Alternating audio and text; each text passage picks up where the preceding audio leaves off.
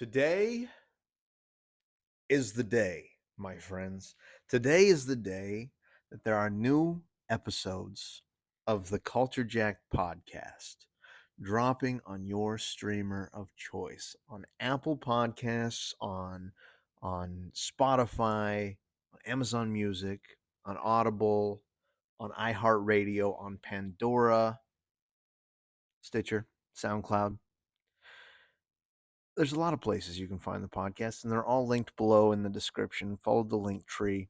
There's all of the podcast streamers that we're on, and probably a bunch more. I found when we were doing the podcast on the regular, I'd punch it into Google and I would find it in places that I didn't know existed. And so, welcome back to the Culture Jack podcast. I'm your host, Dustin. And today on the show, I just kind of want to give you a little sneak peek about the brand new episode, Culture Jack 286, Toothless in Seattle. And if you can guess by that title, it's of course a play on the old Sleepless in Seattle, but I explain how I lost the tooth. You probably want to know that. You may have been watching these videos for the past few weeks and being like, how could that happen? Like, did it rot out? Did he eat too much candy? Did he go trick or treating too much? Too many Christmas treats, perhaps? Nay, none of those things happened. So we got new podcast episodes out. This first one, Toothless in Seattle, I talk about my big cowboy mustache. Yes, I wrote a note. I wrote a note about some of the things that I talked about, so I could tell you, give you kind of the sneak peek, give you the inside look, the inside track to that podcast episode. I talk about my big mustache. Now, this mustache is not at it's not at peak physical performance like it was when I recorded that episode. When I recorded that episode, I could do like the twisty curly, and I could, like, it's coming back even, but I could do it out to like here, and that was pretty impressive for me. I'd never been able to do that with my mustache before. Talk about my missing tooth, um, and then the main crux of the podcast episode of the show is talking about my big plans for the podcast. And I'll tell you here, we've been off the air, so to speak, for about a year. The last podcast episode that we did, that either of us did, Anthony or myself, was in May of 2022. So we haven't been talking about a lot of things, and then you'll find that some of my first few episodes back to the podcast are rehashing, recapping, reviewing things that I missed in 2022 that I really wanted to talk about, that I really wanted to get to. So that'll be kind of the first few episodes. If you're not into that, wait a little while longer. If you are into that, check out those podcast episodes. I also start a obsession. I start an obsession that is a recurring theme thematically in these podcasts, where I talk about a bidet that I bought. I bought a bidet, and for those of you unfamiliar with what a bidet is, it's a water fountain for your butthole, and it's excellent. You install it, and it does a lot of the heavy lifting. So that's what I'm talking about. So, like, if you want to come learn about my missing tooth, how to relearn how to do a podcast, my beautiful big mustache, and how to shoot water up your butt, like, this is the podcast for you. I know you've been searching, and here it is. So, check it out. So now, I talked about it last week. The big question is whether I'm using the podcast to drive traffic here to YouTube, or if I'm using YouTube to drive traffic to the podcast. I like to think it's the latter, just because I enjoy a podcast format very much. Like, this is fine. I enjoy having a simple nonsense conversation with you once a week here, where I just kind of ramble. None of it's planned, obviously. None of it's really scripted. Um, but I do enjoy much more something I don't have to really get a camera on. And yeah, I think I'm an all right looking fella. I don't think I'm bad to look at. I do have this missing tooth, but vanity is I mean, that's a Sisyphean task right there. Just, with age, with time, with accidents that happen, all of that could come falling like a house of cards. But I like the anonymity. Anonymity? I always have trouble with that word, which is funny because like I started doing YouTube stuff like back in 2009, and I remember one of the things that I was talking about was the anonymous nature of the internet and how people are mean on the internet, and how I would deal with mean comments or mean people uh, sending me messages or things like that. And the thing that I found to be true is you can just put anything out, and hardly anybody will see it, and so you don't have to really worry about that. If that's a concern that you have, if that's I don't know how you'd stumble across this video, but if you were someone that was interested in starting a podcast, YouTube, streaming, doing TikTok, anything, don't worry about the negative people so much. I mean, I'm sure they'll come if you keep after it long enough. But there just won't be any people. You can get all your practice in without having to worry about prying eyes. Then you can delete all those videos or all those podcasts, and you can go back at it fresh. Do you guys like my coat? You like this? This is a Hudson Bay. This was my grandfather's coat, and I got it after he passed several years ago. Um, it's been missing a zipper for the last couple years. My mom recently got a zipper put into it, so that was nice of her. I'm wearing it again, even though it's not really the season to be wearing it. It's moving into the summer months, and I don't really need a big thick coat. But God, I like this coat. It's very nice. It's a nice coat. So anyway, new podcast episodes are out. What else can I tell you about other things you want to extract from my personality? You want to extract any inkling of charisma I have and take it as your own and get some kind of dopamine hit from it. Have a book. You could go buy my book. Similarly, I have read the entire book online on YouTube for free. It's Unsightly Truths. That's probably linked in that link tree as well if you want to go check that out. Might have to navigate to, do a couple, get to the Unsightly Truths page, the link tree there, and then go find the YouTube video where I read the whole thing. I'm reading it in parts on TikTok and YouTube as well, though. So, like, if you don't want to buy it, but you want to hear my story, you want to kind of peek behind the curtain and see what's under the hood here, that's another way you can do it.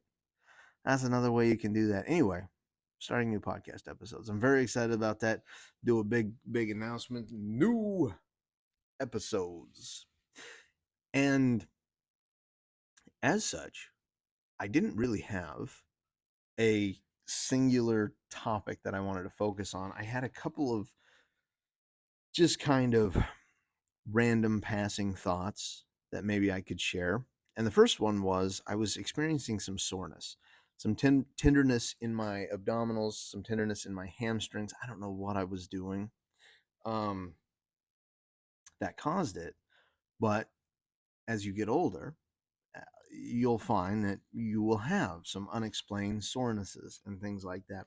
And so as I was having this thought, I had this revelation about the tender areas in my body, I also at the same time started to think about Wolverine and think about his healing factor and how he has a much quicker healing factor. And I've also got a coworker who had cut himself, and man, he seemed like he had a bandage on that for a very long time. He's like, I just don't heal like I used to.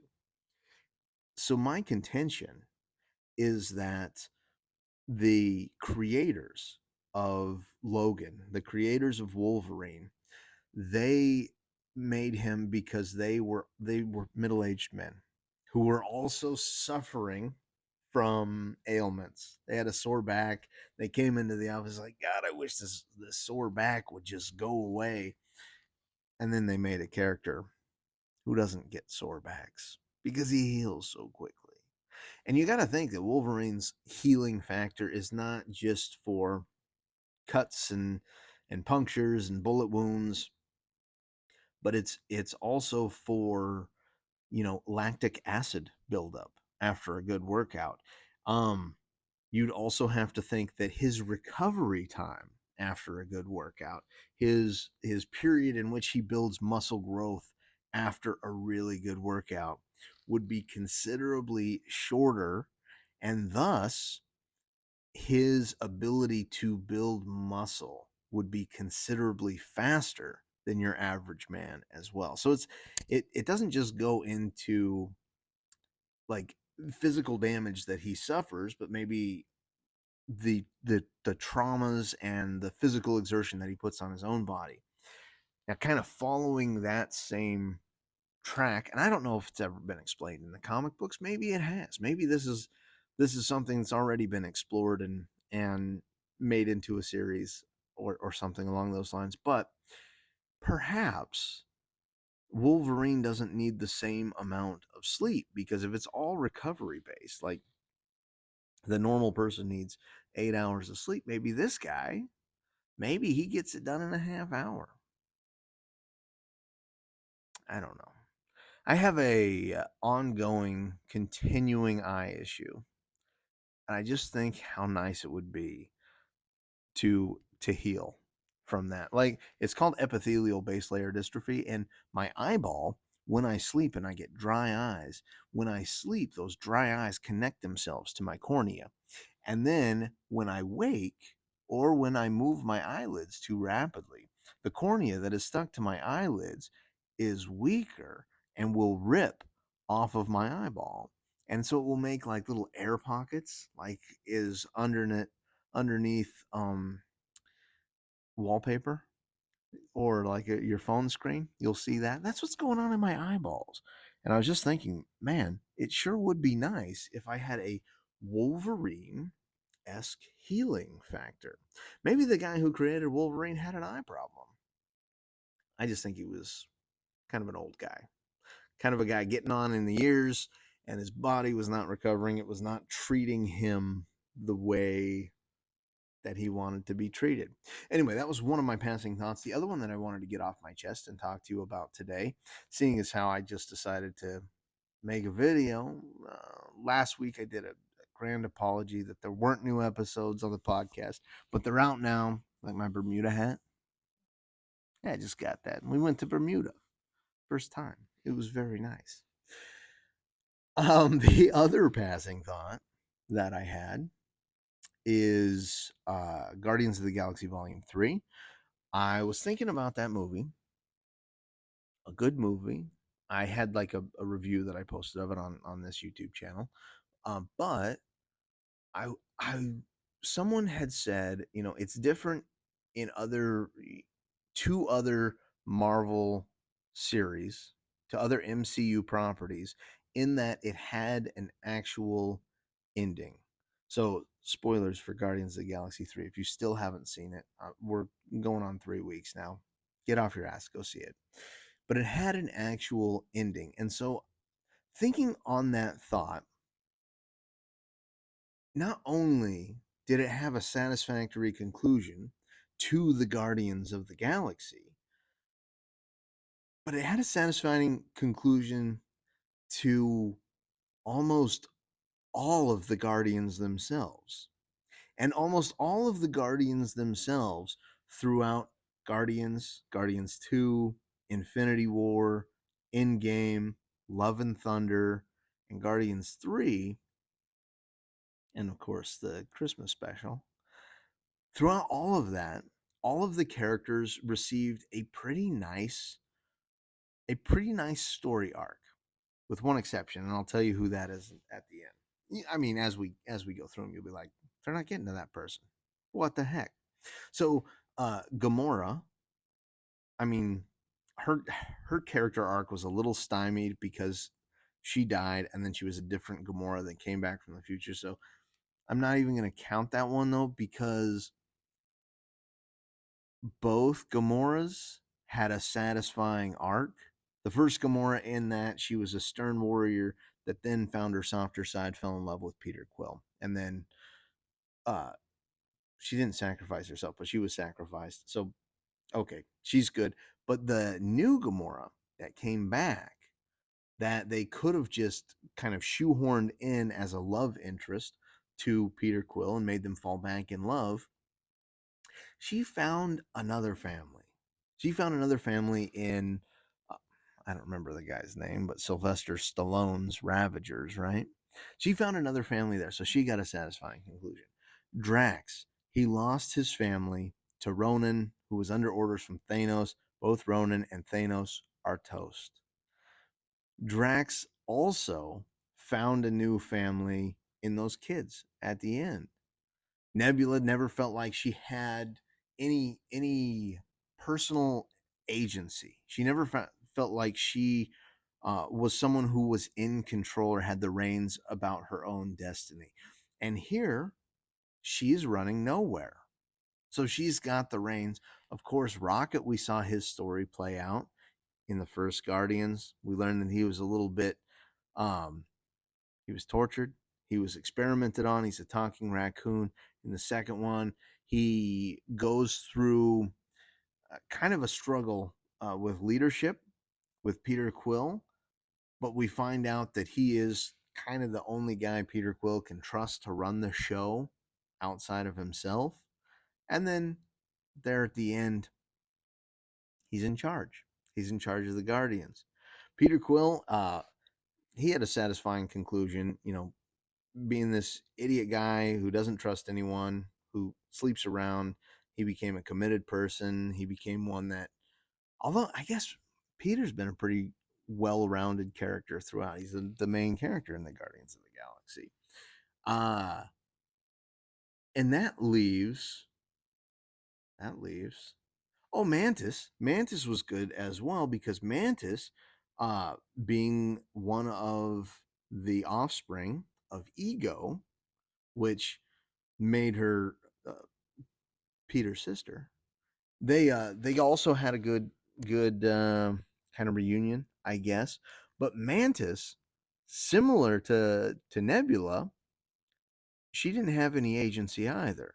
And she was always so very codependent, first on Ego, then on the Guardians, and especially on Drax. And there at the end, she decided she was capable. She decided she was someone who could look out for themselves, and she rode off into the sunset with those beasties, which is going to be super cool. I hope they bring Mantis back. I know Drax said, or Batista said, that he's not coming back as Drax, which would be a real shame, because the chemistry between him and Mantis was so good. So good. Um so that is the Guardians, essentially. And there's a new team, but if it stopped now, it could be a satisfying ending. The only person, and I use that term very loosely, the only character that did not get really a satisfying, where did they come from? Who have they been? What have they been up to? Is Groot. And so I think in that, and I still love the way that they made him giant Groot at the end. I think in that we need to have some kind of deeper and further explanation or background on Groot, maybe a home world, maybe where he's grown. Um, but I think that could be a wonderful movie. I don't want it to be a series. I want it to be a movie or part of a movie that the new person, whoever they are, that's not James Gunn, that comes in to take on the Guardians mantle, if they decide to do more, and they do like a Groot story. I think that would be something really good to cut their teeth on, to get them into the franchise, into MCU. Well, at the same time, You don't have to have the same exact organic story beats that James Gunn had, because it's not the same kind of story. It's not the ragtag group. It's the sad tree man who never had a tree family, or was, part of a larger tree that broke off a sapling. I don't know. I don't know. I've been thinking a lot about Guardians 3, and they did a good job. They did a good job wrapping it up, if that is what they choose to do. If, like all the magazines and online periodicals have been telling us, the superhero genre is actually dead and we've all got terrible, terrible superhero fatigue, which I don't think is the case. That's how I'm going to end the episode today. Guardians 3 was a good movie. that Good Lord. That's a spicy one. Got, got caught in my throat there a little bit too. So anyway, buy my book if you haven't bought my book. Check out the podcast. It's out now. I'm releasing it the same time as this episode here. New podcast episodes every Friday. New videos every Friday. That book's not going to stop being on sale. And I'm working on some other stuff. I got to get these ironed out. I got to get these moving in a consistent way first. And I appreciate you stopping by, taking part in the journey. Leave me a review on the podcast. Subscribe to this channel. Leave me a comment anywhere and everywhere. Jump into my DMs. Send me an email. However you want to get a hold of me, and we can talk about other shit too, like whatever you want. Whatever you want. We'll get into it, and I'll tell you your opinion's terrible unless it's really good. Then I'll say your opinion's fantastic. It's now my opinion, because I don't know if I have a personality of my own. I'm only a sponge for others. I think that's called masking. At least it's what I've been told. Anyway, that's the end of the video. I hope your week was great, and I hope your weekend is even better. Cheers.